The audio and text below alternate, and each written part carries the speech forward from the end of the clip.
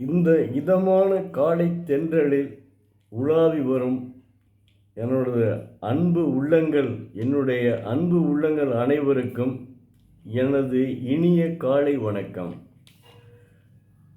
இன்று ஒரு குறள், அதிகாரம் 33, குறள் எண் 323. கொல்லாமை. ஒன்றாக நல்லது கொல்லாமை, மற்றதன் பின்சார பொய்யாமை நன்று.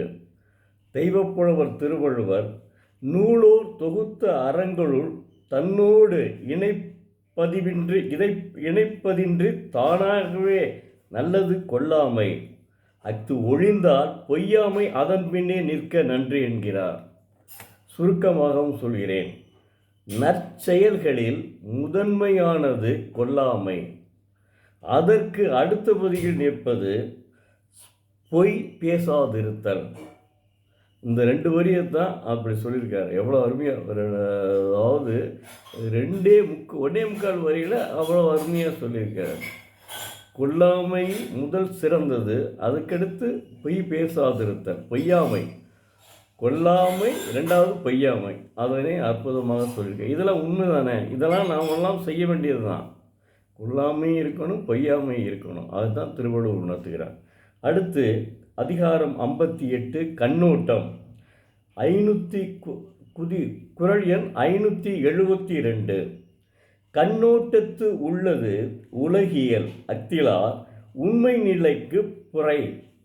அதாவது தெய்வப்புலவர் திருவள்ளுவர் உலக நடை கண்ணோட்டத்தில் கண்ணே நிகழ்வது ஆகலாம், அக்கண்ணோட்டம் இல்லாதார் ஊராதார் இந்நிலத்திற்கு பாரமாகுவதற்கே பிரிதொன்று இல்லை என்கிறார். அதாவது கண்ணோட்டத்தால் உலக வாழ்வு நடைபெறுகிறது. கண்ணோட்டத்தால் தான் உலக வாழ்வு நடைபெறுகிறது. அக்கண்ணோட்டம் இல்லாதவர் உயிருடன் இருப்பது நிலத்திற்கு பாரமே என்கிறார். எவ்வளோ அடித்து சொல்கிறார் பாருங்க. கண்ணோட்டம்தான் உலக வாழ்வுக்கு சிறந்தது. அப்படி கண்ணோட்டம் இல்லாதவர் உயிருடன் இருப்பது நிலத்திற்கே பாரமே என்கிறார். அடுத்து ஒரு குறள், 353 குறள், 36 அதிகாரம் 353 குறள். ஐயத்து நீங்கி தெளிந்தார்க்கு வையத்தின் வானம் நனியது உடையது. தெய்வப்புலவர் திருவள்ளுவர் மயக்கம் நீங்கி மெய்ப்பொருளை கண்டவர்க்கு இவ்வுலகத்தை விட மேல் உலகம் அண்மையானது என்கிறார். எப்படி சொல்கிறார் பாருங்க. ஐயத்தின் நீங்கி தெளிந்தார்க்கு வையத்தின் வானம் நனியது உடைத்து. மயக்கம் நீங்கி மெய்ப்பொருளை கண்டவர்க்கு இவ்வுலகத்தை விட மேல் உலகம் அண்மையானது என்கிறார். மேலுலகமே பக்கம்தான் சொல்கிறாரு. ஐயத்தின் நீங்கி தெளிந்தார்க்கு வையத்தின் வானம் நனியது உடைத்து அப்படின்னு. அதுக்கடுத்தது நான் எப்பவும் சொல்லக்கூடிய குறள், அழுக்காறு அவா வெகுளி இன்னாச்சொல் 4ம் இழுக்கா இயன்றது அறம். இந்த 4 குணங்களும் அற்றவனே அறம் சார்ந்தவன் என்கிறார் தெய்வப்புலவர். தயவு செய்து இந்த 4 குணங்களையும் விட்டுவிடுங்கள். நான் மாணவ செல்வங்களுக்கு தான் கேட்டுக்கிறேன். இந்த 4 குணம். ஏன்னா இப்போ எனக்கே ஒரு நண்பர் பேசியில் சொன்னார், சார் உங்கள் குரலை கேட்டுட்ருக்கேன். அவர் கைபேசி அக்கௌண்ட்ஸ் ஆஃபீஸராக இருக்கார்.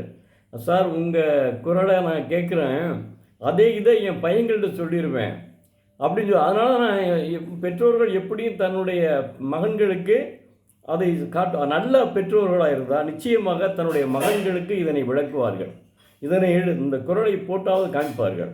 அதற்குத்தான் ஓயா மாணவ செல்வங்கள் சொல்கிறது, இனி வரும் சந்ததியினாவர் நல்லா இருக்கட்டும் அப்படின்றதுக்காக தான் சொல்லிகிட்ருக்கேன். அதாவது இன்னொன்று, அதாவது திரைப்பட கவிஞர் சொல்லியிருக்கான், எல்லா குழந்தைகளும் மண்ணில் பிறக்கையிலே நல்ல குழந்தைகள் தான். அவன் நல்லவனாவதும் கெட்டவனாவதும் தாயின் வளர்ப்பினிலே.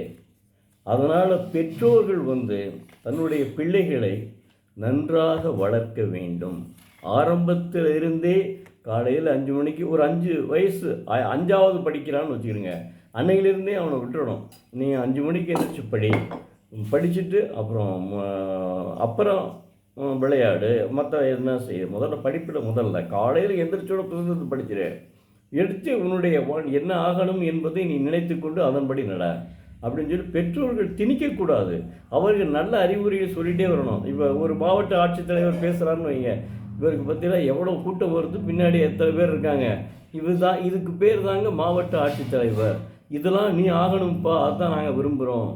ஏன்னா அதாவது அப்படி நாம் அவர்களை காமிச்சாதான் அவங்க இந்த அளவுக்கு பவர் இருக்கா இந்த இதுக்கு, ஏன் நம்ம அப்படி ஆகக்கூடாது அப்படின்ற ஒரு எண்ணம் அவங்களுடைய மனதில் ஏற்படும். அதற்கு தான் சொல்கிறேன், எந்த குழந்தையும் மண்ணில் பிறக்கையிலே நல்ல குழந்தைகள் தான். அவன் நல்லவனாவதும் கெட்டவனாவதும் தாயின் வளர்ப்பினிலே. அதுதான் நம்ம வளர்க்குறத பொறுத்தாங்க பிள்ளைகள் இருக்குது. நம்ம வளர்க்குறத நல்லா வளர்க்கணும், அதுதான் முக்கியம். அதனால தான் என்னுடைய அம்மாலாம் என்னை நல்லா தான் வளர்க்கணும். அதனால நான் இந்தளவுக்காக வந்திருக்கேன். ஏன்னா கிராமம், அவங்களுக்கு இந்த கலெக்டர் வர என்னன்னே தெரியாது, கலெக்டரை பற்றி என்னவே தெரியாது. அந்தளவுக்கு எங்கள் மதர் அவங்களாம் படிக்காதவங்க, சும்மா அந்த காலத்தில் படிப்பே கிடையாதுல்ல. அதனால் எங்கள் அம்மா என்ன செய்வாங்கன்னா, படித்தவங்க நல்ல வேலைக்கு போயிடுவாங்க, நல்லா இருப்பாங்க அப்படின்ற எண்ணத்தில் என்னை படிக்க வச்சாங்க அவங்க. அதனால் காலையில் எழுந்திரிச்சிடுவாங்க 5 மணி, 5ஆம் வகுப்புலேருந்து காலையில். ஏன்னா கூட்டு குடும்பம் தான். காலையில் 5 மணிக்கு கிராமத்தை எழுப்பி விட்டுருவாங்க, எழுப்பி காப்பி போட்டு கொடுத்துட்டு படிக்க வச்சுருவாங்க. அதுக்கு சொல்கிறேன் நான், குழந்தைகள் நம்ம வாழ்க்கையிலேயே நல்லவர்களாகவும் கெட்டவர்களாகவும் தாயின் வளர்ப்பினிலே. அந்த தாய் நம்மளை நல்லா வளர்த்தால் நாம் அவர்களுக்கு நன்றி கடமைப்பட்டுள்ளோம், அவர்களுக்கு செய்ய வேண்டும். முதியோர் இல்லத்திற்கு தயவு செய்து எக்காரணத்தை கொண்டும் தாய் தந்தையரை அனுப்பிவிடாதீர்கள். அப்படி அனுப்பினால் உங்களைப் போல பாவம் செய்தவர்கள் யாரும் இல்லை, எழுதி வச்சுக்கிறங்க. ஏன்னா தன்னை வளர்த்து ஆளாக்கியது தாயும் தந்தையும். அப்படி இருக்கும்போது அவர்களை போய் நீ திருமணமும் செஞ்சு எல்லாம் செஞ்சு வச்சோம் அவங்க, இல்லை நீ காதல் திருமணம் செஞ்சுட்டாலும் சரி தான், அதுக்காக தாய் தகப்பனை விட்டுட்டு அவங்கள முதியோரிடத்தில் சேர்த்துட்டா என்ன அர்த்தம்? முதியோர் இல்லம்னா நாங்கள் இருக்கிற 50 வருடங்களுக்கு முன்னே முதியோர் இல்லம் ஒன்று இருக்கானே தெரியாது, அந்தளவுக்கு இருந்துச்சு. இப்போ பார்த்தா முதியோர் இடங்கள் நிறையா இருக்குது. அதனால் தயவு செய்து மாணவர்கள் நன்றாக படியுங்கள், உங்களுடைய இலக்குகளை தேர்ந்தெடுங்கள். நிச்சயமாக பெற்றோர்களை முதியோர் இல்லத்திற்கு அனுப்பிவிடாதீர்கள். இதுதான் என்னுடைய வேண்டுதல். நான் தினந்தோறும் சொல்லிக்கிட்டே வர்றது இதுதான். ஆனால் தினந்தோறும் ஒரு திருக்குறள் படியுங்கள், நிச்சயம் வாழ்க்கையில் வெற்றி பெறுவீர்கள். நன்றி, வணக்கம். நாளை மீண்டும் ஒரு குறளை பார்ப்போம்.